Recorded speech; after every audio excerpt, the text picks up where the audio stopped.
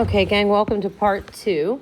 So I'm picking up on page 4 of the PDF, and it's more than halfway down the page where it says evidence linking social isolation to health. So this section highlights evidence linking social isolation and loneliness to mortality and morbidity, so death rates, and then it reviews evidence supporting the existence of biological and behavioral pathways by which social isolation and loneliness have these effects. So how do we get to the point where social isolation and loneliness result in an untimely death? So as far as mortality or death, we're all mortals, we all will die. The most robust evidence, or the best evidence, on social connection, isolation, loneliness, and health comes from studies examining mortality as an outcome. During the past 4 decades, so 40 years, a sizable body of evidence has emerged, including hundreds of large-scale prospective epidemiological studies and multiple meta-analyses. This evidence documents that being socially connected significantly reduces risk for premature death or mortality from all causes. That's something we should mark. Being socially connected significantly reduces risk for premature mortality from all causes. For example, a meta-analysis of 148 prospective studies found that social connection, averaged across a variety of measures, increases odds of survival by 50%. Meta-analytic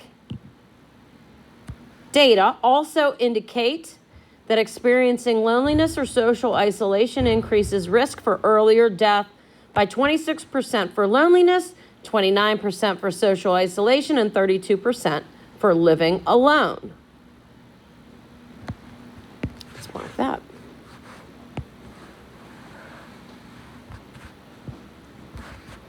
The magnitude of these effects on risk for death rivals that of other well-established risk factors for death or mortality, including obesity, physical inactivity, and air pollution. And there's a figure here that you can look at. The effect on mortality or death is found among both older adults and the broader population and is consistent across gender. Aggregate data support a continuum of risk rather than a threshold effect for mortality. Now, something like that is so complicated that it's more than what we need, okay? Importantly, these effects are independent of age and initial health status, ruling out reverse causality. They are also independent of various potential confounders.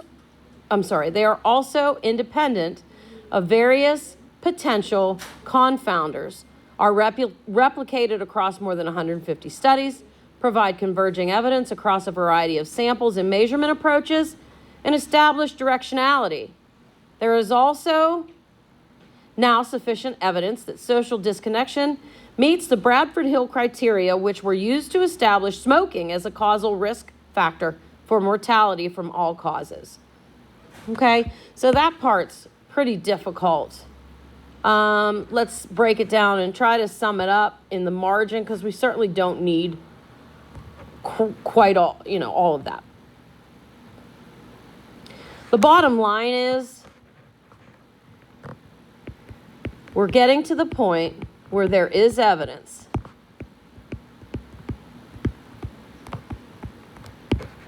that isolation and loneliness, I'm going to abbreviate,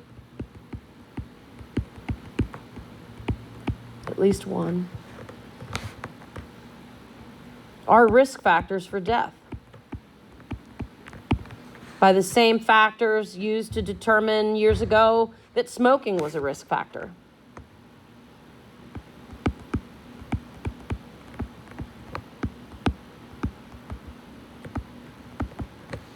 Okay?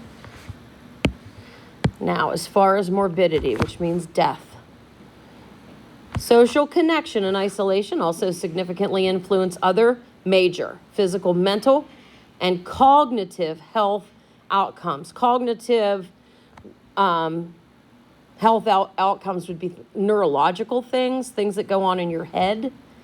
In physical health, the strongest evidence relates to cardiovascular health. So heart health. Okay?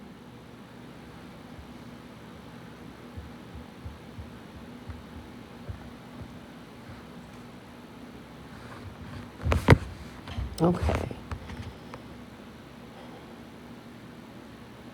For example, cumulative meta-analytic evidence, and for us it doesn't matter what that is, honestly.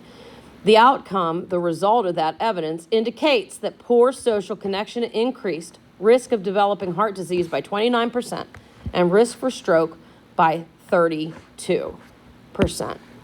So that's the important part.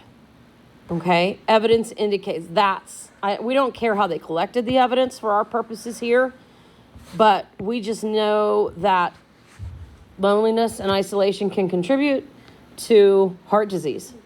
Although fewer studies examine other outcomes, there is also evidence that poorer social connection is associated with poorer general health and well-being, as well as with newly and previously diagnosed type 2 diabetes. Social connection and isolation even influence the probability of developing a cold.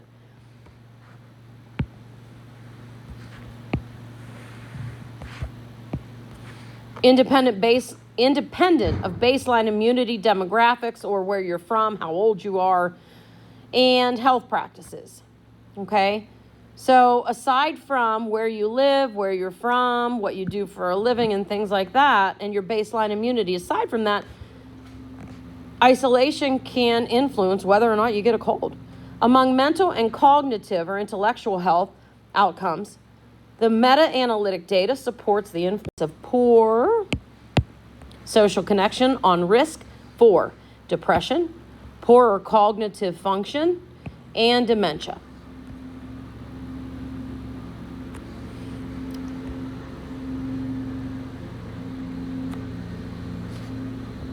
Okay.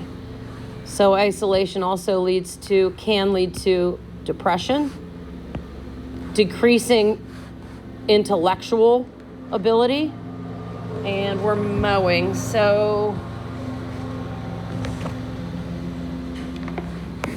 in addition to the effects on physical health and disease, there is recent evidence that social isolation significantly contributes to deaths of despair, such as drug and alcohol-related deaths and also suicide.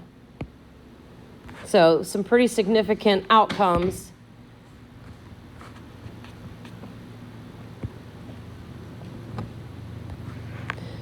Poorer cognitive function is decreased intelligence. Okay, and these are potential outcomes.